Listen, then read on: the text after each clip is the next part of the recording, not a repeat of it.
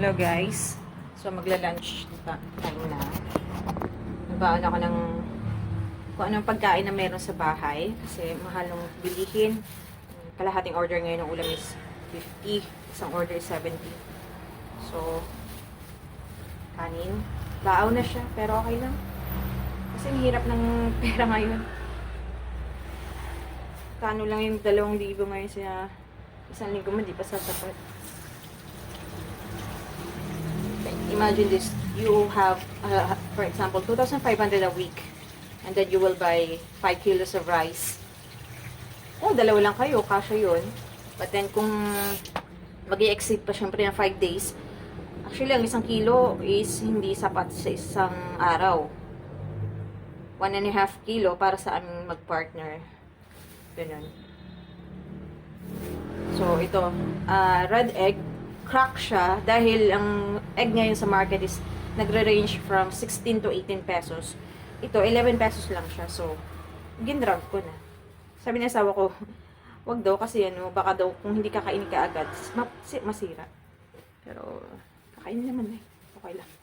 Tapos, meron akong binili kagabing atay ng manok. So, kumuha ako isang piraso para may maiiwan ako sa partner ko sa bahay. Ganun kahirap ang buhay ng minimum wage earner ngayon. Diyos ko, yung 2,000 pesos mo, pagbili mo pa lang ng 5 kilong bigas, 300 pesos na ulam pa lang, minimum mo na yung, pinakamura mo ng pambili yung 100 pesos, ilan lang yung mabibili mo nun. Recado, like sibuyas, bawang, kamatis, tapos bibili ka pa ng shampoo, sabong panlaba, toothpaste, kung ang gamit mo lang yung retail, syempre maintenance mo nun weekly. Tapos ngayon nga, dumating pa yung bill ng tubig, kuryente, sabay-sabay. Saan ka lulugar? Saan ka lulugar dyan?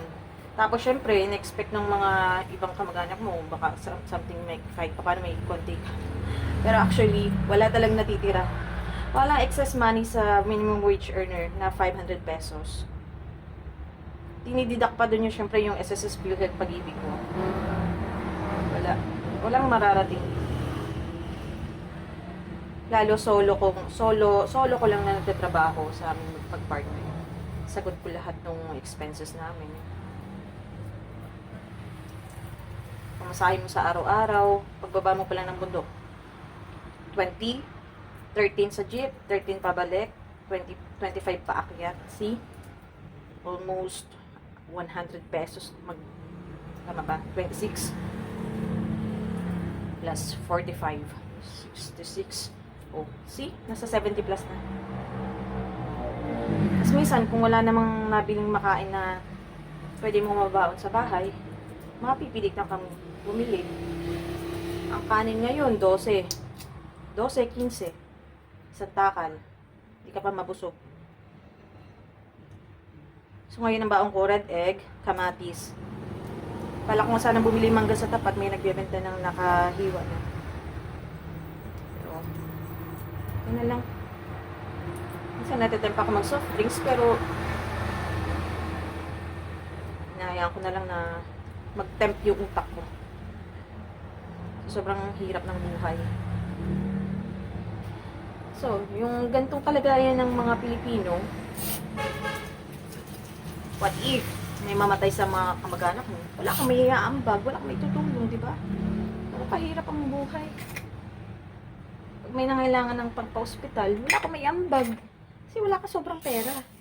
Para may ambag mo. Parents mo, gusto mo mambigyan, wala kang may abot. Kahirap ang buhay. Yeah. Yung iba, di mo masisi kung ano na niraraket nila para lang para sila ng extra income. Di ba bawal, pero hindi naman natin masisi. Hirap ng buhay.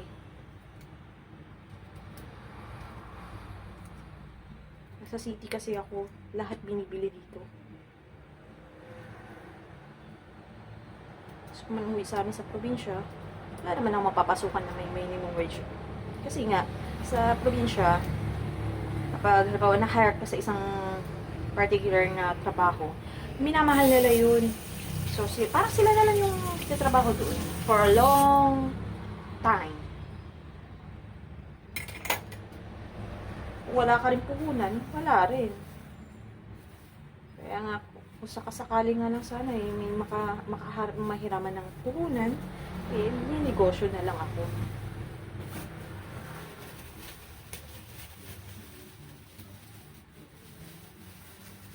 So, let's eat.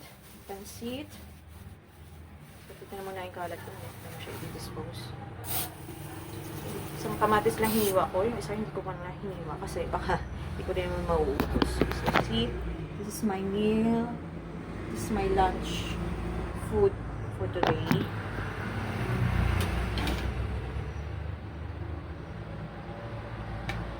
How much more if I have children? Diyos ko. Paano ko na sila bubuhayin?